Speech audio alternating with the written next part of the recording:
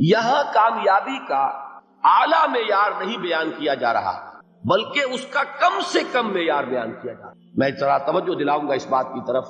سطحی طور پر ذرا ہو سکتا ہے کہ اس میں کوئی مغالطہ پیش آ جائے. تقابل کیجئے ذرا.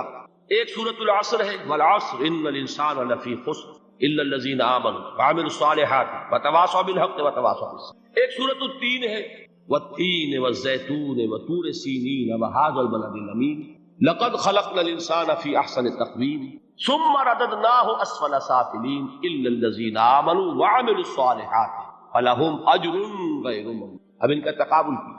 سورۃ العصر یہ بتا رہی ہے کہ سب لوگ تباہی میں ہیں سوائے ان کے جو 4 شرطیں پوری کریں. سورۃ التین میں اول تو صرف 2 شرطیں بیان ہوئی، 2 بیان نہیں ہوئی. کام ہلکا ہو گیا نا، آسان ہو گیا. یہاں 4 ہیں، ایمان، عمل صالح، تواصی بالحق، تواصی بالصبر. وہاں ہے ایمان اور عمل صالح صرف. نمبر 2 یہ کہ وہاں فرمایا گیا فلہم اجر غیر ممنون، ان کے لیے تو بہت بڑا اجر ہے جس کا سلسلہ کبھی منقطع نہیں ہوگا.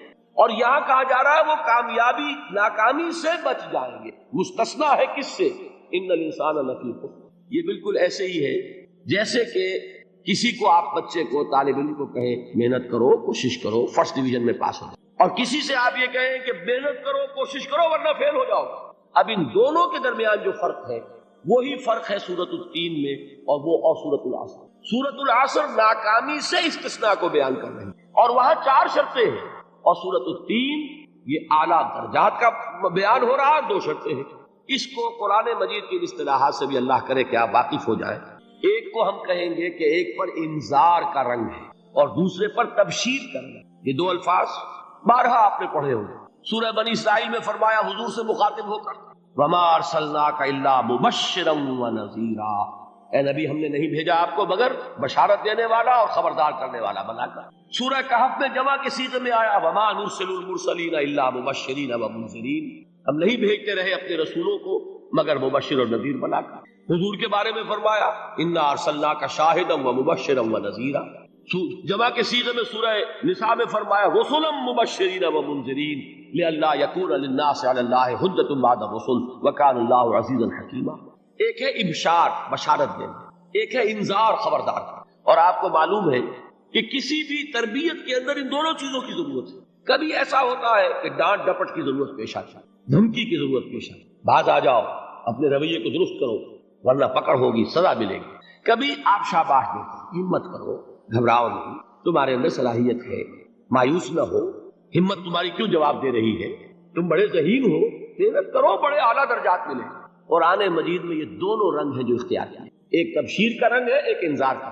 سورۃ العصر میں انذار کا رنگ ہے، خبردار، تمام انسان ہلاکت اور بربادی کا نوالا بننے والے ہیں سوائے ان کے جو 4 شرطیں پوری کریں. الا الذین آمنوا وعملوا الصالحات وتواصوا بالحق وتواصوا. تو معلوم یہ ہوا کہ یہ کامیابی کے جو منیمم پری ریکویزٹس، اسے کہا گیا کہ انگریزی کے الفاظ کا فوراً ترجمہ کر دیا کرو، اور میں کر دیتا ہوں. اصل میں مغالطہ آپ کو یہ ہوتا ہے میں ترجمہ کہہ کے نہیں کرتا، لیکن اس کے بعد میں فوراً اردو کا مترادف جو ہے وہ لے آتا. لیکن میں یہ اس لیے استعمال کرتا ہوں انگریزی اصطلاحات، جیسا کہ میں نے عرض کیا تھا کہ میرے اصل مخاطب ہے جدید تعلیم یافتہ لوگ، اور جدید تعلیم یافتہ لوگوں کے کمیونیکیشن جو ہے، ابلاغ، وہ ان انگریزی اصطلاحات کے ذریعے سے زیادہ بہتر اور صحیح تر ہوتا ہے، ورنہ وہ بات سمجھیں گے نہیں. اسی لفظ ابلاغ کو وہ نہیں سمجھیں گے اور کمیونیکیشن کو سمجھ لیں گے. یہ ہے اصل میں ساری مصیبت کے جو اس وقت ہمارے سامنے ہے، اس لیے یہ الفاظ ہم استعمال کریں. تو میں یہ کیا عرض کر رہا تھا کہ در حقیقت ان الانسان لفی خسر الا الذین آمنوا وعملوا الصالحات وتواصوا بالحق وتواصوا بالصبر. یہ منیمم پری ریکویزٹس ہیں، کم سے کم لوازم ہے نجات کے.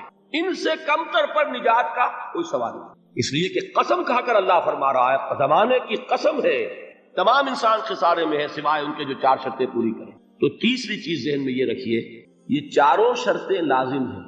یہ بہت اہم نقطہ ہے. ابھی ہم نے کسی لفظ کی گہرائی میں اتر کر نہیں دیکھا ہے، ابھی تو ہم سرسری طور پر تذکر بالقرآن کے مرحلے میں ہیں. پہلی بات کیا معلوم ہوئی، اس میں کامیابی اور ناکامی کا ایک معیار سامنے آیا. ٹھیک. نمبر 2، یہ کامیابی کے کم سے کم شرائط کا بیان، منیمم ریکوائرمنٹس. میں نے ایک مرتبہ ایچسن کالج لاہور میں جب تقریر کی سورۃ العصر پر، تو طلباء کے ذہن کی مناسبت کے اعتبار سے کہا کہ بھائی یہ فرسٹ ڈویژن کا بیان نہیں ہے، یہ 3rd ڈویژن میں کامیابی کا بیان ہے، اس سے کم تر پر فیلیور ہے. اس لیے کہ فرمایا گیا والعصر ان الانسان لفی خسر الا الذین آمنوا وعملوا الصالحات وتواصوا بالحق وتواصوا۔ اسی کو میں نے اس وقت آپ کے سامنے رکھا کہ اس پر انذار کا رنگ ہے، خبردار کرنے کا انداز ہے، زجر کا، ڈانٹ ڈپٹ کا انداز ہے کہ اگر کامیابی چاہتے ہو تو یہ 4 شرطیں پوری کریں۔ اب تیسری بات جو عرض کر رہا ہوں یہ اہم ترین ہے کہ یہ 4 شرطیں لازم ہیں۔ اگر اللہ تعالیٰ نے کامیابی کے لیے 4 شرطیں بیان کی ہوں تو سوچئے کیا مجھے یہ اختیار ہے کہ ان میں سے 1 کم کر دوں، 2 کم کر دوں، 3 کم کر دوں؟ کس کو اختیار ہے؟ اللہ کے بیان کردہ کسی چیز میں اختیار ہے۔ یہ تو حضور سے کہا گیا تھا، سورہ یونس میں ہے، مطالبہ کیا مطالبہ کرنے والوں نے، ایت بقرآن غیر ھذا وبدل ہو، اے محمد صلی اللہ علیہ وسلم یہ قرآن بہت ریجڈ ہے، بہت سخت ہے، ان کمپرومائزنگ ہے، یہ کہیں بھی کوئی روح رعایت کرنے کو تیار نہیں ہے، تو ہمارا اور آپ کا معاملہ نہیں ہو سکتا اس قرآن کا، اس قرآن میں کوئی ترمیم کیجئے یا کوئی اور قرآن لائیے۔ تو حضور سے کیا کہلوایا گیا؟ قل ما یکون لی ان ابدلہ من تلقاء نفسی ان اتبع الا ما یوحی الی۔ اے نبی ان سے کہہ دیجئے میرے لیے ہرگز ممکن نہیں ہے کہ میں اس قرآن میں اپنے جی سے کوئی ترمیم کر دوں، کوئی تبدیلی کر دوں، میں تو خود پابند ہوں اس کا جو مجھ پر وحی کیا جائے، سب سے پہلے میں خود اس پر عمل کرنے والا ہوں، میں خود اس کا پابند ہوں۔ تو غور کیجئے قرآن بیان کر رہا ہے کہ 4 شرطیں ہیں نجات کی، اور آپ کے دل میں یہ بات بٹھا دی گئی ہے کہ صرف کلمہ گو ہونا نجات کے لیے کافی ہے، صرف ایمان سے نجات ہو جائے۔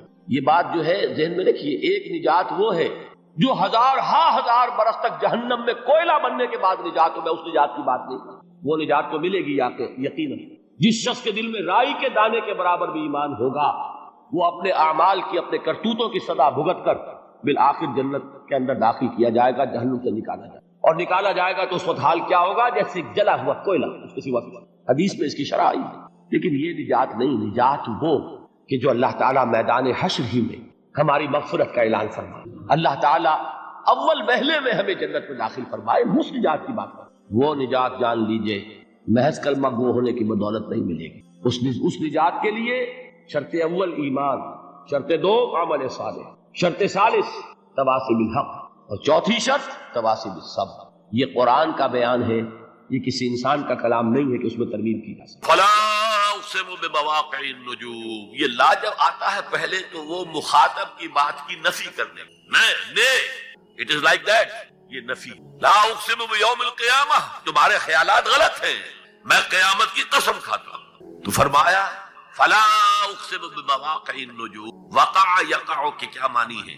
اور یہ سورت کون سی؟ واقعہ، اذا وقعت الواقعہ، وقع گر جانا، پڑ جانا، یہ ستاروں کے ڈوبنے کی جگہ ہے۔ فلا اقسم بمواقع النجوم وانہ لقسم لو تعلمون عظیم، اور اگر تم جانو تو یہ بہت بڑی قسم ہے جو ہم نے کھائی ہے۔ اس وقت کا انسان کیا سمجھتا کہ ستارے کہاں جاتے ہیں، کہاں غروب ہوتے ہیں، کہاں گرتے ہیں؟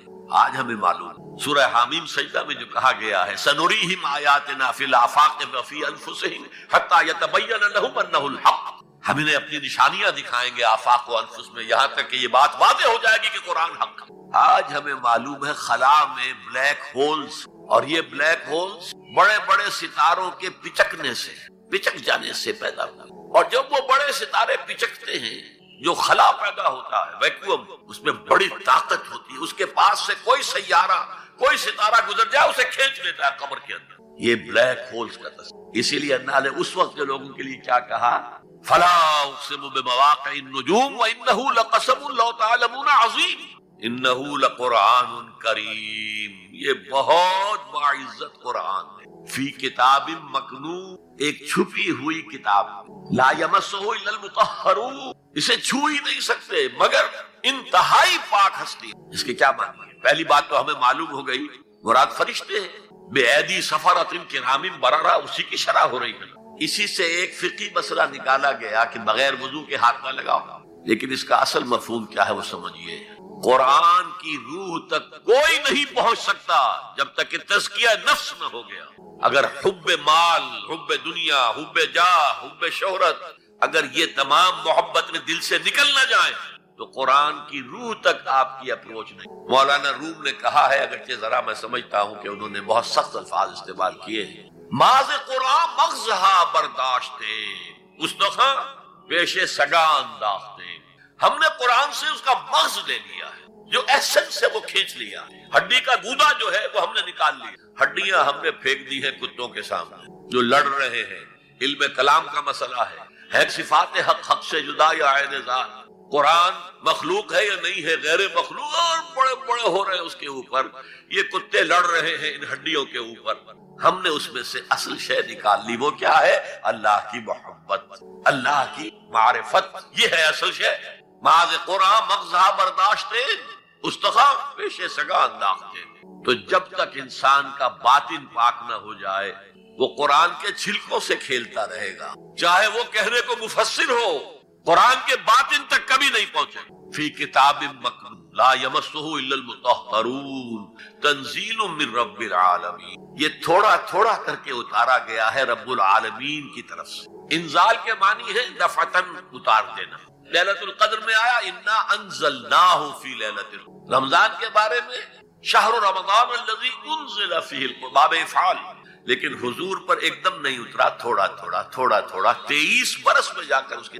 اب دیکھیے جو شکوہ کیا اللہ نے، کیا اس جیسی نعمت سے تم مداہنت کر رہے ہو، بے اعتنائی کر رہے ہو، اسے پڑھتے نہیں ہو، اسے سمجھتے نہیں ہو، اس پر عمل نہیں کرتے، اسے اپنا امام نہیں بناتے، تمہارا طرز عمل یہ ہے، بلکہ تم نے اپنا نصیب یہ بنا لیا ہے کہ تم اسے جھٹلا رہے ہو۔ غور کیجئے، جھٹلانا جو ہے دو طرح کا ہے، ایک ہے زبان سے کہنا یہ نہیں ہے، کوئی اللہ کا کلام نہیں ہے، یہ قرآن وغیرہ جھوٹ سب اساطیر الاولین ہے، یہ محمد نے گھڑ لیا ہے وغیرہ وغیرہ، جھٹلانا ہو گیا۔ ایک جھٹلانا ہے عمل سے جھٹلانا، مان تو لیا اللہ کا کلام ہے لیکن اس کی حرام کردہ شے کو اپنے لیے حلال کیا ہوا۔ حدیث نبوی ہے ما آمن بالقرآن من استحل محارمہ، اس شخص کا قرآن پر کوئی ایمان نہیں ہے جو اس کی حرام کردہ چیز کو اپنے لیے حلال ٹھہرائے۔ اس سے اعتبار سے غور کیجئے، اور اس کی مثال بھی دی ہوئی ہے سورہ جمعہ میں، مثل الذین حملوا التوراۃ ثم لم يحملوها كمثل الحمار يحمل اسفارا بئس مثل القوم الذین کذبوا بآیات اللہ واللہ لا يهدی القوم الظالمین۔ مثال ان لوگوں کی جو حامل تورات بنائے گئے اور پھر انہوں نے اس کی ذمہ داری کو ادا نہیں کی، اسے قائم نہیں کیا، اس کے احکام پر عمل نہیں کیا، جیسے فرمایا ہے سورہ اعراف میں قل یا اہل الکتاب، کہہ دیجئے اے نبی صلی اللہ علیہ وسلم، اے کتاب والو لستم علی شیء حتی تقیموا التوراۃ والانجیل وما انزل الیکم من ربکم، تمہاری کوئی حیثیت ہماری نگاہ میں نہیں ہے، تمہارا منہ نہیں ہے کہ ہم سے دعا کرو جب تک کہ تم تورات اور انجیل کو اور جو کچھ نازل کیا گیا تمہاری طرف اسے قائم نہیں کرو۔ آج اللہ ہماری دعائیں نہیں سنتے، 30 لاکھ جا کر حج کرتے ہیں، دنیا کے حالات میں کوئی ذرہ برابر فرق آتا ہے؟ اول تو حرام کی کمائی سے حج ہو رہا ہے، حج ہے ہی نہیں سرے سے، جو کچھ کرتے گئے تھے سودی کاروبار وہی آ کر دوبارہ شروع کر دیا، سرکاری ملازمت تو جو رشوت پہلے لے رہے تھے اس کے بعد آ کر شروع کر دیا۔ یہ کیا ہے؟ یہ تکذیب بالعمل ہے، جھٹلانا ہے۔ تم نے اپنا نصیب یہ بنا لیا ہے کہ تم قرآن کو جھٹلا رہے ہو جیسے کہ انہوں نے جھٹلایا تھا۔ مثل الذین حملوا التوراۃ ثم لم يحملوها كمثل الحمار يحمل اسفارا، ان کی مثال ان گدھوں کی سی ہے جن پر کتابوں کا بوجھ لاد دیا گیا۔ مکالمات فلاطو، گٹھڑی باندھ کر گدھے کے اوپر رکھ دیجئے تو کیا وہ واقعی منطقی اور فلسفی بن جائے گا؟ یہ مثال اللہ دے رہا ہے۔ اور یہ مثال کیوں دی گئی ہے؟ اس آئینے میں ہمیں ہماری تصویر دکھائی گئی۔ تم اگر قرآن کا حق ادا نہیں کر رہے تو تمہاری مثال وہی ہے جو یہود کی تھی۔ بئس مثل القوم الذین کذبوا بآیات اللہ، بری مثال ہے اس قوم کی جس نے اللہ کی آیات کو جھٹلایا۔ تو زبان سے تو یہودیوں نے کبھی نہیں جھٹلایا تورات کو، عمل سے جھٹلایا ہے۔ یہ وہ 5 مقامات ہیں جن میں اللہ تعالیٰ نے خود اپنے کلام کی شرح بیان کی، تعریف کی ہے، اس کی عظمت کو بیان کی۔ اب میں آپ کے سامنے ایک حدیث رکھنا چاہتا ہوں، حضور نے کیا فرمایا۔ ایک حدیث سنا چکا ہوں آپ کو، عن عثمان بن عفان رضی اللہ تعالی عنہ قال قال رسول اللہ صلی اللہ علیہ وسلم خیرکم من تعلم القرآن وعلمہ، تم میں سے بہترین لوگ وہ ہیں جو قرآن سیکھیں اور سکھائیں۔ یہ حدیث بڑی عجیب، یہ ترمذی میں بھی ہے اور دارمی میں، اور اس کے راوی حضرت علی ہے رضی اللہ تعالی عنہ۔ عن علی رضی اللہ عنہ قال، حضرت علی فرماتے ہیں انی سمعت رسول اللہ صلی اللہ علیہ وسلم یقول، میں نے سنا اللہ کے رسول صلی اللہ علیہ وسلم کو یہ کہتے ہوئے انہا ستکون فتنۃ، ان قریب ایک بہت بڑا فتنہ رونما ہوگا۔ حضرت علی فرماتے ہیں قلت، میں نے عرض کیا مل مخرج منہا یا رسول اللہ، اے اللہ کے رسول یہ فرمائیے اس فتنے سے بچنے کا، نکلنے کا راستہ کون سا ہوگا؟ جیسے آپ بڑے بڑے حالوں میں دیکھتے ہیں ایگزٹ، عرب ممالک میں لکھا ہوتا ہے مخرج، اگر کہیں آگ لگ جائے، کہیں دھواں بڑھ جائے تو نکلو، لال جو روشنیاں ہیں ان کے اندر جو نیچے دروازے ہیں ان کی طرف جاؤ، یہ مخرج ہے جان بچانے کی۔ یہاں ایک لہجہ توقف کر کے ہمارا اور صحابہ کا جو فرق ہے اس کو نوٹ کر لی. اگر ہم ہوتے تو کیا پوچھتے؟ حضور یہ فتنہ کب آئے گا، کدھر سے آئے گا، کیوں آئے گا، کیا ہوگا؟ یہ سارے سوالات کرتے ہیں جن کا عمل سے کوئی تعلق، معلومات ہے. حضرت علی نے کچھ نہیں پوچھا، بس آپ نے فرما دیا کہ بہت بڑا فتنہ ہوگا، تو بس ہمیں یہ بتائیے کہ اس سے نکلنے کا راستہ. اب سنیے حضور کی زبان سے قرآن مجید کی مدح. قال کتاب اللہ، فتنوں سے بچانے والی اللہ کی کتاب. فیہ نبأ ما قبلکم، اس میں تم سے پہلے جو تھے ان کی بھی خبریں ہیں. قوم نوح اور قوم عاد اور قوم ثمود اور قوم مدین اور آل فرعون اور صدوم اور عمورہ کی بستیوں کے حالات ہے کہ نہیں؟ وخبر ما بعدکم، اس میں تمہارے بعد جو آنے والے حالات ہیں وہ بھی درج ہیں. ذرا کھدائی کر کے نکالنا پڑتا ہے ورنہ حالات موجود ہیں. ایک اوپر کی چیز ہے، سامنے کی چیز ہے، ایک ذرا اندر سے کھدائی کر کے. لیکن یہ کہ حضور فرما رہے ہیں خبر و ما بعدکم وحکم ما بینکم، اور جو بھی اختلافات تمہارے درمیان ہوں گے ان کا فیصلہ بھی اس کتاب میں موجود. کاش کہ ہم اپنے مذہبی اختلافات کو رفع کرنے کے لیے قرآن کی طرف جو حبل اللہ ہے، واعتصموا بحبل اللہ جميعا ولا تفرقوا، تو فرمایا کتاب اللہ فیہ نبأ ما قبلکم وخبر ما بعدکم وحکم ما بینکم هو الفصل لیس بالحزل، وہ فیصلہ کن کلام ہے، ایسے ہی یاوہ گوئی نہیں ہے. یہ قرآن کی آیات ہے. انہ لقول الفصل وما هو بالحزل، سورہ تاریخ کے اندر آیا. تاریخ هو الفصل لیس بالحزل من ترکہ من جبار قسمہ اللہ، اگر کوئی جبار شخص اپنی سرکشی میں اس قرآن کو ترک کر دے گا اللہ اسے پیس کر رکھ دے. ومن ابتغى الہدی فی غیرہ اضلہ اللہ، اور جو کوئی ہدایت حاصل کرنا چاہے گا قرآن کے سوا کسی اور چیز سے اللہ اسے لازماً گمراہ کرے گا. کتاب ہدایت تو یہ ہے. 80,000 کو جوش دلا کر شریعت کے نام پر لا کر ٹکرا دینا یہ آسان کام ہے، لیکن 80,000 سے یہ بیعت لینا کہ پورے شریعت پر عمل کریں گے یہ بہت مشکل. یہی تو وجہ ہے ہمارا قافلہ اگر سست گام ہے تو کیوں ہے. ہم یہ کہتے ہیں کہ پہلے میدان میں آنے سے پہلے اپنی ذات پر اپنے گھر میں دین نافذ کرو پھر باہر نکلو، اپنی معاش اور اپنی معاشرت پر اسلامی شریعت نافذ کرو پھر باہر آ کر اسلام کا نعرہ لگانے کا تمہیں حق پہنچتا ہے، ورنہ نہیں. اگر تمہاری اپنی ذات پر دین نافذ نہیں، چہرے پر 12 بجے ہوئے ہو، اللہ تعالیٰ کے نبی کی سنت کا کہیں آثار دور دور تک نظر نہ آ رہے ہو، روزانہ پھاوڑا چلا رہا ہو آدمی نبی کی سنت کے اوپر شیو کر رہا ہو، اور پھر وہ کہے میں اسلام چاہتا ہوں. بھائی اللہ کے بندے پہلے ذرا یہ کمی پوری کر لے. اور اگر تیرے کاروبار میں کوئی حرام شے ہے، تیری معاش میں کوئی حرام شے ہے، کوئی سودی معاملہ کیا اور ختم کر اس کو. اللہ کے بندے بینک کی سروس کر رہا ہے چھوڑ اس کو. اگر یہ کام کر لو، بے پردگی اختیار کی ہوئی ہے. اللہ نے تو پردہ سکھایا ہے، اللہ کے نبی نے پردہ سکھایا ہے، شریعت اسلامی نے پردہ رکھا ہے.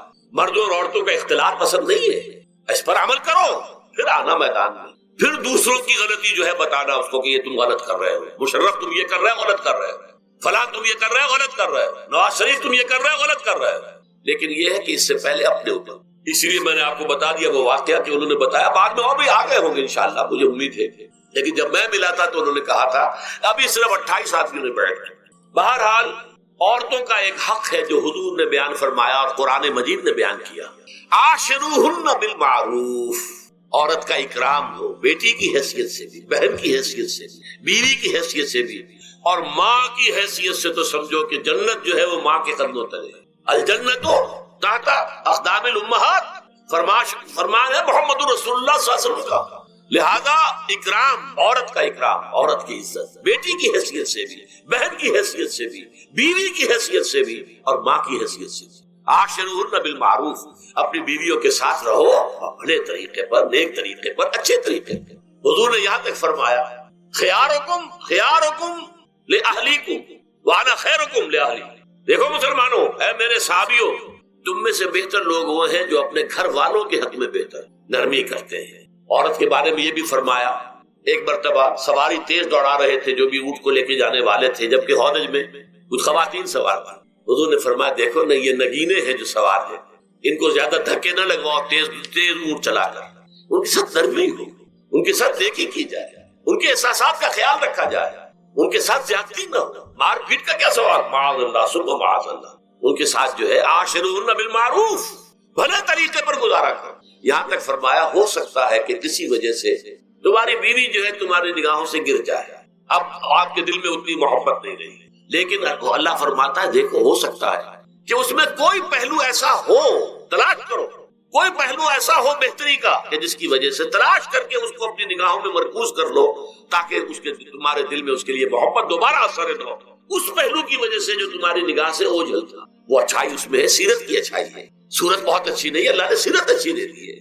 جو کچھ دیا، جو اچھائی ہے، جو بھلائی ہے، اس کو تلاش کرو اور نگاہ کو وہاں پر جماؤ تاکہ تم ان کے ساتھ اچھا سلوک کر سکو۔ اس سے آگے آئیے، معاشی میدان ہے سب سے زیادہ سخت اور سب سے زیادہ کٹھن اور سب سے زیادہ ظالمانہ نظام۔ اس میں سب سے بڑا ظلم جو ہمارے پاکستان میں ہے وہ یہ زمینداری، غیر حاضر زمینداری اور یہ جاگیرداری۔ محنت کرے کسان مزدور ہاری، عیش کرے جاگیردار زمیندار، یہ اس سے بڑا ظلم کوئی نہیں۔ اور چونکہ ہماری معیشت بنیادی طور پر زرعی معیشت ہے، ہمارا تو زیادہ تر جو آبادی کا طبقہ ہے وہ کاشتکار ہے، لہذا سب سے بڑا ظلم جو ہو رہا ہے وہ در حقیقت یہ زمینداری، غیر حاضر زمینداری اور جاگیرداری۔ اب اس میں سمجھ لیجئے اس بات کو اچھی طرح، کتنا بڑا ظلم ہے۔ ایک شخص خود شہر میں رہ رہا ہے، لاہور میں، ساری سہولتیں اسے حاصل ہیں، کتنی سہولت ہوتی ہے، ٹوٹی کھولی اور پانی آ رہا۔ دیہات میں جا کے بیچارے کاشتکار کو وہاں ہو سکتا ہے کہیں سے دور سے پانی کھینچ کر لانا پڑتا ہو کسی کنویں سے۔ کہاں اسے یہ سہولت ہے کہ ٹوٹی کا کان مروڑا اور پانی حاضر؟ کہاں یہ سہولت ہے کہ بجلی کا بٹن اوپر سے نیچے کیا اور بکا روشن ہو گیا؟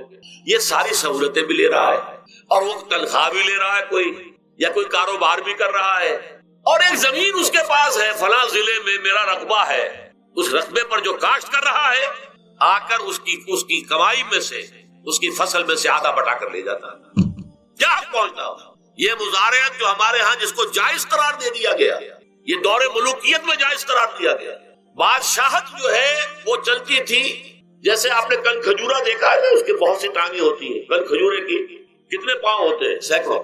ایسے بادشاہوں کے یہ پاؤں ہوتے تھے، جاگیردار 3000 منصبدار، 5000 منصبدار، 20000 منصبدار، 30000 منصبدار، یہ جاگیردار بڑے بڑے علاقے ان کے پاس ہے۔ اب ظاہر بات ہے کہ وہ خود تو کاشت نہیں کر سکتے، انہیں تو مزارع چاہیے، لہذا مزارعت کے جائز ہونے کا فتویٰ دیا گیا۔ جب اسلام میں بادشاہت آ گئی، ملوکیت آ گئی اور جاگیرداری آ گئی، جو ملوکیت کے پاؤں ہے وہ کنسلے کی طرح، کن کھجورے کی طرح اس کے پاؤں ہے، تو وہ تو جاگیردار ہے۔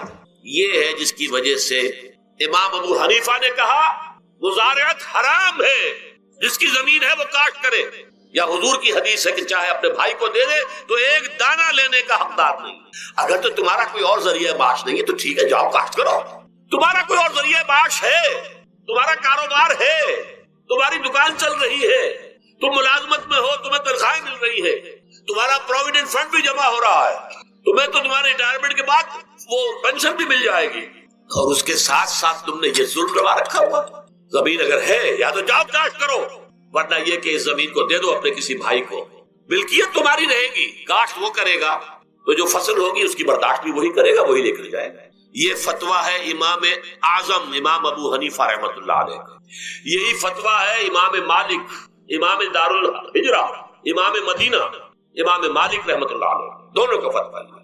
اور عظیم ترین یہی دو ہے، اولین بھی یہی دو ہے، عظیم ترین بھی یہی دو ہے۔ امام شافعی بھی شاگرد ہے امام مالک کے، امام احمد ابن حنبل شاگرد ہے امام شافعی کے۔ ٹاپ پر کون ہے؟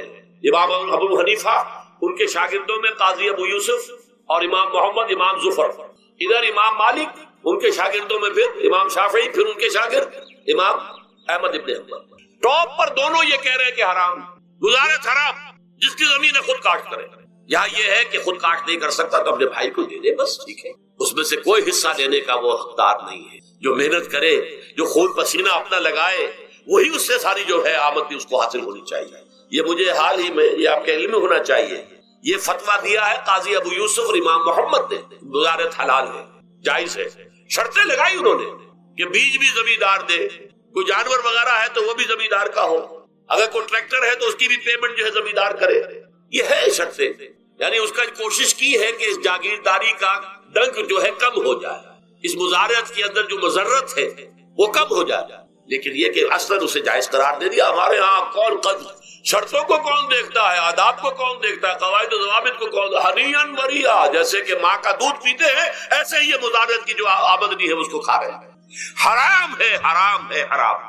حال ہی میں ابھی ملاقات ہوئی میری مولانا زاہد الراشدی صاحب آپ کے بہت قریب گجرانوالے میں جو اس کی سب سے بڑی مسجد ہے اس کے خطیب ہیں، انہوں نے بتایا ملا علی قاری نے بھی یہ لکھا، جو بہت بعد کے حنفی جو ہے وہ فقیہ ہے، کہ دلائل تو وہی ہیں جو امام ابو حنیفہ نے دیے ہیں، دلائل تو ان کے ساتھ ہے، لیکن مصلحت ہے جو جس کے تحت یہ فتویٰ دیا گیا۔ یہاں تک کہ مولانا شبیر احمد عثمانی کے ساتھ دستے راست سمجھ لیجئے، ظفر احمد عثمانی رحمۃ اللہ علیہما، انہوں نے بھی یہ لکھا ہے کہ دلائل تو امام صاحبی کی رائے کے حق میں جاتا ہے، لیکن یہ کہ ہمارے ہاں تقلید کا ایسا ایک قلادہ گردنوں میں ڈال لیا گیا ہے، کیونکہ ہمارے بزرگوں نے فتویٰ دے دیا، قاضی ابو یوسف نے امام اور قاضی اور امام محمد نے، لہذا فتویٰ تو اسی پر چلے گا۔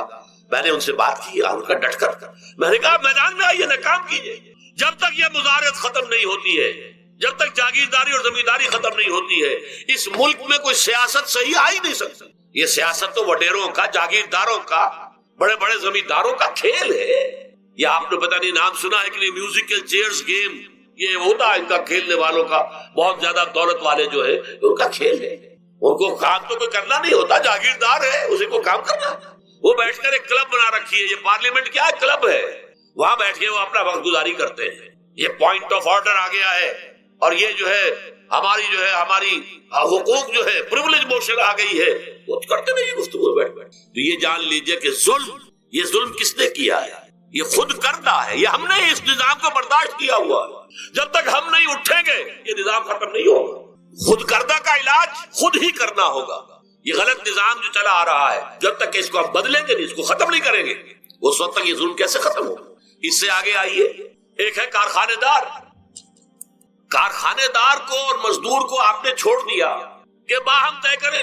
کارخانے دار کہتا ہے میں تو صاحب آپ کو 15 روپے دوں گا، کام کرنا ہے تو کریں، نہیں کرتے تو نہ کریں۔ آپ نے زیادہ سے زیادہ یہ کیا کہ نہیں یہ ویج بہت کم ہے، آپ نے ایک یونین بنا لی، کچھ ہڑتال کر دی۔ اچھا ہڑتال کر دی، 10 دن کی ہڑتال کے بعد غریب مزدور کا تو بچہ ہو سکتا ہے بھوکا مرنے لگے، کارخانے دار کی صحت پہ کوئی اثر پڑے گا؟ اس میں لاکھوں ہے، کروڑوں ہے، اس کی صحت پر کوئی اثر نہیں پڑتا۔ لہذا یہ ظلم ہے۔ اس ظلم کا علاج کیا ہے؟ اگر یہ ضمانت ریاست کی طرف سے، حکومت کی طرف سے، کہ اگر تمہیں تمہاری مناسب مزدوری نہیں ملتی مت کرو کھا، لیکن تمہارے بچے کو بھوکا ہم نہیں مرنے دیں گے، تمہیں سبسسٹنس الاؤنس دیں گے، ان امپلائمنٹ الاؤنس دیں گے، ہم زکوٰۃ کا نظام قائم کریں گے جس کے تحت کے انڈر رائٹ کر دیں گے، طے کر دیں گے، لکھ دیں گے کہ ہر شہری کی بنیادی ضروریات کی کفالت ریاست کے ذمے ہے۔ اب اگر ایسا ہے تو ایک آدمی پاؤں جما کر بات کرے گا نا کارخانے دار کے ساتھ ساتھ، ایک امپلائی جو ہے امپلائر سے بات کرے گا پاؤں جما کر، جناب آپ مجھے تنخواہ کم دے رہے میں کام نہیں کروں گا۔ لیکن اب کیا ہے، جناب آپ مجھے تنخواہ کم دے رہے میں کام نہیں کروں گا، مالک کہتے جاؤ دفعہ ہو جاؤ۔ پھر وہ کیا کہتا ہے، اچھا ایسی تنخواہ پہ کام کروں گا، اس کا تو کوئی فائدہ اسی کی جائے کہاں ہو۔ مارکیٹ میں تو سرمایہ داروں کا گٹھ جوڑ ہے، انہوں نے کارٹلز بنا رکھے ہیں، وہ تو ظاہر بات ہے کہ وہ ویج نہیں بڑھائیں گے، اللہ یہ کہ مزدور کی پوزیشن ایسی ہو کہ وہ بھی ڈٹ کر کھڑا ہو جائے۔ اور وہ ڈٹ کر کھڑا کب ہوگا؟ جب اس کو ضمانت ملی ہوئی ہو ریاست کی طرف سے، حکومت کی طرف سے، کہ اگر تمہارے پاس جاب نہیں ہوگا، کام نہیں ہوگا، تمہارے پاس کوئی مزدوری نہیں ہوگی، تو تمہیں اتنا وظیفہ تو ہر مہینے ملتا رہے گا جس سے تم اور تمہارے اہل و عیال جو ہے وہ کم سے کم زندہ رہ سکتے، پھر کھڑے ہو کر بات کر سکتا ہے، پھر صحیح جو ہے ان کے درمیان معاہدہ ہوگا تو وہ منصفانہ ہوگا، عادلانہ ہوگا۔ جب تک یہ نہیں ہے، اور یہ نظام کیسے ہوگا جب تک کہ زکوٰۃ کا نظام قائم نہ کیا جائے۔ اب زکوٰۃ کا بھی ایک نظام تو وہ تھا جو بدنام کرنے کے لیے زکوٰۃ کو ضیاء الحق صاحب نے نافذ کیا، وہ تو بدنامی ہے، وہ تو سود کا کمیشن ہے کہ سود میں آپ کو اگر 6% ملتا تھا تو 2.5% انہوں نے کاٹ لیا، 4.5 3.5% آپ کو دے دیا، تو سود میں سے حصہ لے لیا نا۔ سود کو حرام کرے اور زکوٰۃ پورے مال پر، سارے تجارتی اموال پر مال زکوٰۃ لے۔ آپ کی دکان میں جناب 10 لاکھ کا مال پڑا ہوا ہے، 2.5% کے حساب سے دے دیجئے کتنا من اکاؤنٹ آپ کر لیجئے گا۔ کوئی ایک ہے اسٹاکسٹ، آپ کے گودام میں اتنا اسٹاک پڑا ہوا ہے، اتنی مالیت کا 2.5% دیجئے، تمہاری اتنی بھیڑیں بکریاں ہیں، اتنی بھیڑیں اتنی بکریاں نکال دو، جب تک کہ تمام اموال میں سے زکوٰۃ نہ لیجیے۔ یہ کیا کہ بینک کے اندر جو جمع ہے اس پر سے زکوٰۃ کاٹ لی، انا للہ و انا الیہ راجعون، نام اس کا زکوٰۃ رکھا، اور خیرات کا ایک نظام بنا دیا، کچھ خیرات اور کچھ سیاسی جو ہے اپنا ہتھ کنڈا، کہ وہ جو ناظمین زکوٰۃ جو بن رہے ہیں اور زکوٰۃ کونسلیں بن رہی ہیں، وہ سب کون ہے؟ جو ہمارے سیاسی طور پر ہمارے ساتھی ہیں، ہمارے ورکرز ہیں، اور پھر جتنے غبن ہوئے ہیں اور جتنا اس کے مس اپروپریشن سب کو معلوم ہے ہمارے معاشرے میں. آخر اگر حکومت کے جتنے محاصل ہیں وہ غبن ہوتے ہیں تو زکات کا کیوں نہیں غبن ہوگا؟ زکات تو آسمان سے اتری ہے. بلکہ زکات میں سے غبن کرنا تو آسان ہے، اس لیے کہ سود میں سے کاٹا ہوا ہے. اس میں تو انسان جو ہے وہ برا بھی محسوس نہیں کرے گا کہ یہ تو سود ہے، لعنت ہے. اگر اس کو میں نے کچھ ہضم کر لیا تو کیا ہو گیا؟ جب تک کہ یہ دو نظام نہیں آئیں گے، اور تیسرے یہ کہ سود کے ذریعے سے جب تک کہ یہ ظلم، سود کا نتیجہ کیا نکلتا ہے؟ اصل میں ہمارے عام آدمی سمجھتے ہیں سود کہ اچھا ہے جی، کیا ہے، ایک آدمی نے پیسے جمع کرائے ہیں، اب اسے ہر مہینے اتنا پیسہ مل رہا ہے. عام آدمی بھی ہمارے ہاں یہ جو پٹھانوں والا سود ہے، یہ جو سود خور گاؤں میں بیٹھے ہوئے ہیں جو بہت بڑی شرح کے اوپر سود دیتے ہیں اور خون چوس جاتے ہیں لوگوں کا، اور ان کے کسی طریقے سے قرضے ختم، ان کو تو سبھی برا کہتے ہیں. کوئی ایک آدمی بھی آپ کو نہیں ملے گا کہ جن کے لیے کلمہ خیر کہے، ان کے لیے کسی نرمی کا یا ان کے لیے کسی بھی آسانی کا کوئی مطالبہ کرے. البتہ یہ جو بڑا سود ہے، بینک کا سود، کاروباری سود، اس کی شناخت لوگوں پر واضح نہیں ہے. یہ ایک بہت بڑے پیمانے پر یہ برائی جو ہے آپ کو انڈیویجول پر نہیں نظر آ رہی. انڈیویجول تو بظاہر سمجھتا ہے ایک فرد، بھائی ٹھیک ہے، میں جو دکان کے لیے مجھے قرض چاہیے تھا، مجھے قرض مل گیا، میں اپنا کاروبار کر رہا ہوں، تو میں جو کمائی کر رہا ہوں اس میں سے بینک کو بھی حصہ دے رہا ہوں اپنا، اس کا سود کا. اس میں کیا خرابی ہو گئی؟ اس کی خرابی سمجھ میں آتی جب آپ کو معلوم ہو اسی سود کے ذریعے سے دنیا میں اس وقت ایک چھوٹی سی اقلیت ہے، کل 1 کروڑ یا 1.25 کروڑ یہودی، اور پوری دنیا کی دولت کے اوپر قابض ہو کر بیٹھ گئے. یہ سارا وہ بینکنگ نظام جو یہودیوں نے بنایا، یہ IMF ورلڈ بینک جس کے ہم اس وقت غلام بن کر رہ گئے. ہمارا چیف مارشل ایڈمنسٹریٹر اسے کہے یا چیف ایگزیکٹو کہے، ہمارا تو حکمران ہے، ہمارا بادشاہ اس وقت، اور وہ بادشاہ سلامت کہتے ہیں کہ یہ IMF اور ورلڈ بینک کے لوگوں کے گوڈے ہمیں پکڑنے پڑتے ہیں. گوڈے گٹے کیوں؟ ہم غلام ہیں ان کے، اور ہم جکڑے ہوئے اس سود کے اندر. پوری دنیا کو یہودی سود خوروں نے در حقیقت اپنے شکنجے میں جو جکڑا ہے، جس طریقے سے کہ ان کو اپنے اندر ایک اپنے پورے ہتھ کنڈوں کے اندر جو باندھ کے رکھ دیا ہے، یہ سود کے ذریعے سے. اور اس کا نتیجہ کیا نکلتا ہے؟ دیکھیے، امریکہ میں کہتے بڑی جمہوریت ہے، لوگ ووٹ دیتے ہیں، لیکن حقیقت اگر لوگ جانتے ہو کہ دیو استبداد جمہوری قوام پائے کو، تو سمجھتا ہے یہ آزادی کی ہے نیلم پری. ہم نے خود شاہی کو پہنایا ہے جمہوری لباس، جب ذرا آدم ہوا ہے خود شناس و خود نگر. اب امریکہ میں اصل میں کیا ہے؟ امریکہ میں کیپٹلسٹ کا نظام ہے. یہ حکومت کس کی ہے؟ سرمایہ داروں کی ہے. جو کروڑ پتی نہ ہو وہ الیکشن نہیں لڑ سکتا، اور کروڑ پتی جو ہے اپنے پیسے کی بدولت وہ صحافیوں کو خرید لے گا، ٹیلی ویژن چینلز خرید لے گا، وہ لوگوں کے ذہنوں پر چھا جائے گا. یہ گورنمنٹ آف دی کیپٹلسٹ ہے، نوٹ عوام. یہ دھوکہ ہے، فریب ہے سرمایہ داروں کا. وہاں وہ جاگیردار اس طرح کے نہیں، سرمایہ دار ہیں. وہاں جاگیرداری کی وہ حیثیت نہیں رہی، اس لیے کہ ان کے تحت آدمی نہیں ہوتے.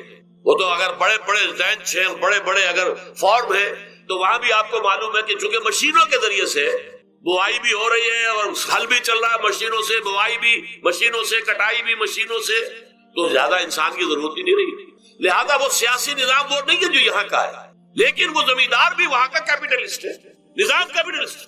تو در حقیقت یہ ڈیموکریسی جو ہے، اس سے جو کہتے ہیں government of the people by for the people, نہیں، گورنمنٹ آف دی کیپٹلسٹ، سرمایہ دار کی حکومت ہے. اور سرمایہ دار جو ہے اس نے اپنی کلب بنائی ہوئی ہے، بیٹھا ہے، پارلیمنٹ ہے، یہ کانگریس ہے، یہ سینٹ ہے، یہ سرمایہ داروں کی کلب ہے. باقی عوام کے لیے وہاں کیا ہے؟ واقعہ یہ ہے کہ عام آدمی امریکہ کا بھی یہ ضرور ہے کہ بنیادی ضرورتیں محنت کر کے، خون پسینہ ایک کر کے اپنی وہ حاصل کر لیتا ہے، لیکن بہت نچلی سطح پر ہے. عام آدمی وہاں بھی بہت نچلی سطح پر ہے. اور ایسے لوگ ہیں معدود گنتی والے جو 40 50 بلین کا ایک چیک لکھ سکتے ہیں، وہ سب یہودی ہیں. House of Rothschilds, house of Goldsmiths, یہ سٹی بینک جو یہاں بھی آ گیا ہے اپنی ساری گندگیاں پھیلانے کے لیے، سٹی ہاؤسز اور سٹی کار، یہ کیا ہے؟ یہ جکڑ لینا ہے آپ کو. آپ کو ذرا سا دھوکہ دیا، جاؤ جی لے لیجیے، کوٹھی لے لیجیے، ہم آپ کو قرض دیتے ہیں. آپ بھول گئے اتنی بڑی کوٹھی کا میں مالک ہو گیا. اب جب اس کا قرض دینے کے چکانے کا معلوم ہوا کہ میں تو غلام ہو کر رہ گیا ہوں، جو کماؤں وہ سارا کا سارا ان کی قسط کے اندر چلا جائے گا. اور اگر خدا نہ خواستہ کہیں ڈیفالٹ کر گیا تو جتنا میں نے دیا تھا وہ بھی ہضم، اور مکان وہ ضبط کر کے اور نیلام کر دیں گے. اللہ خیر. لیکن وقتی طور پر ذرا سا دھوکہ جو ہو جاتا ہوں، دیکھو اتنی بڑی کوٹھی کا میں مالک ہو گیا، دیکھو اتنی لمبی کار میرے پاس آ گئی، دیکھو فلاں شے میں نے حاصل کر لی، لیکن اس کا نتیجہ جو نکلتا ہے وہ تو وہاں والوں سے پوچھیے جس طریقے سے کہ وہ غلام بن کر رہ جائے، وہ مزدور بن کر رہ جاتے ہیں. جیسے بھٹوں میں آپ نے دیکھا ہے، بھٹوں میں جو مزدور ہوتے ہیں وہ بکے ہوئے ہوتے ہیں، وہ غلاموں کی طرح ہوتے ہیں. ان کو بلکہ لوگ ایک دوسرے سے خرید کر لے کر جاتے ہیں. ایک بھٹے والا آتا ہے اور دوسرے بھٹے کی جو مزدور جو غلام ہے ان کو وہ وہاں پیمنٹ کر کے اور لے جاتا ہے. وہ بالکل ان کے سرس کی طرح ہے، ان کے غلاموں کی طرح. یہ ساری جو میں نے آپ کے سامنے گنوائی ہے، یہ در حقیقت نوع انسانی کو جو تقسیم کیا گیا، انگریزی میں آپ کہتے ہیں ہیوز اور ہیو ناٹس. قرآن نے اس کے لیے کیا لفظ استعمال کیا؟ محرومین اور مترفین. اور ان مترفین کی وجہ سے اللہ کا عذاب آتا رہا دنیا میں. ان کے گلچھرے ابھی بسنت منائی، کس نے منائی؟ یہ لکھپتی کروڑ پتی ہے، انہوں نے عیش کیے ہیں، راتوں کو دید حرام کی ہے لوگوں کی، یہ بسنت منا رہے ہیں. کیا ہو رہا ہے؟ در حقیقت یہ وہی ہے مترفین. سورہ بنی اسرائیل میں فرمایا جب ہم یہ فیصلہ کر لیتے ہیں وَإِذَا أَرَدْنَا أَن نُهْلِكَ قَرْيَةً أَمَرْنَا مُتْرَفِيهَا فَفَسَقُوا فِيهَا فَحَقَّ عَلَيْهَا الْقَوْلُ فَدَمَّرْنَاهَا تَدْمِيرًا. جب ہمارا فیصلہ ہوتا ہے کہ کسی بستی کو، کسی علاقے کے لوگوں کو ہلاک کر دیں، تو مترفین جو ہے دولت مند لوگوں کو ہم حکم دے دیتے ہیں، آزادی دے دیتے ہیں، ان کی لگام ڈھیلی کر دیتے ہیں، اس میں فسق و فجور کا بازار گرم کر دیتے ہیں. اور جب پورا فسق و فجور کا بازار گرم ہو جاتا ہے، اچانک ہماری پکڑ آتی ہے، دمرناہا تدمیرا، ہم اس کو پٹخ کر رکھ دیتے ہیں، ٹکڑے ٹکڑے کر دیتے ہیں. یہ مترفین. اور دوسری طرف محرومین، اسی طریقے سے مستضعفین اور مستکبرین. ایک طرف مستکبرین ہے، ہاٹی پیپل، جو کہ پارلیمنٹ میں جاتے ہیں، جو جاتے ہیں سینٹ کے اندر بیٹھتے ہیں، جن کا ایک طبقہ ہے، وہ ایک علیحدہ ہی ہے، ان کی سوسائٹی علیحدہ ہے، ان کے تہوار علیحدہ ہے. نیو ایئرز نائٹ پر جو کچھ یہ کرتے ہیں بدماشیاں، اس کا ذرا سا آپ کو اندازہ بہرحال دیہات کے رہنے والوں کو نہیں ہے. لاہور اور کراچی کے لوگوں سے پوچھیے کیا ہوتا ہے، اسلام آباد کے لوگوں سے پوچھیے، پشاور اور کوئٹہ کے لوگوں سے پوچھیے. یہ سب در حقیقت مستضعفین ایک طرف، مستکبرین دوسری طرف، محرومین ایک طرف اور مترفین ایک طرف. یہ سوسائٹی کو تقسیم کر کے اور پھر تقسیم کرو اور راج کرو، ڈیوائڈ اینڈ رول. یہ آپس میں ٹکرائیں گے، آپس میں لڑیں گے، تم ان سب کے اوپر حکومت کرو. اب ظاہر بات ہے کہ اس کا علاج میں نے عرض کیا تھا نا کہ پہلے قسم کے دکھ تو وہ ہیں جو من جانب اللہ آتے ہیں، اس کا تو سوائے برداشت کے کوئی مادہ نہیں، کوئی اس کا اور ہمارے پاس چارہ نہیں. لیکن برداشت کا حوصلہ بڑھانے کے لیے وہ ساری باتیں ایمان کے ذریعے سے ہمیں ملی. لیکن یہ جو خود کردہ ہے، اپنے غلط نظام کی وجہ سے جو دکھ ہم نے پھیلا رکھا ہے، جو محرومی پھیلا رکھی ہے، جو بھوک پھیلا رکھی ہے، جو لوگوں پر ظلم کا جو ہے بازار گرم ہو رہا ہے، چاہے وہ سماجی سطح پر ہے، گھروں میں ہے، چاہے بازاروں میں ہے، چاہے مارکیٹوں میں ہے، چاہے کھیتوں میں ہے، چاہے کارخانوں میں ہے، یہ سب ہمارے غلط نظام کا نتیجہ ہے، یہ اللہ کی طرف سے نہیں ہے. وما اصابکم من مصیبت فبما کسبت ایدیکم، یہ تمہارے اپنے ہاتھوں کی کمائی ہے، تمہارے اپنے ہاتھوں کے کرتوت ہے، تم نے غلط نظام کو قبول کیا ہوا ہے. اب اس کا علاج کیا ہوگا؟ اب علاج ایسے ہوگا جد و جہد کے ذریعے سے اس نظام کو ختم کیا. اس لیے کہ یہ تو میں نے آپ کے سامنے بیماری کا بیان کر دیا ہے، علاج کیا ہے انشاءاللہ اس کے بارے میں گفتگو جو ہے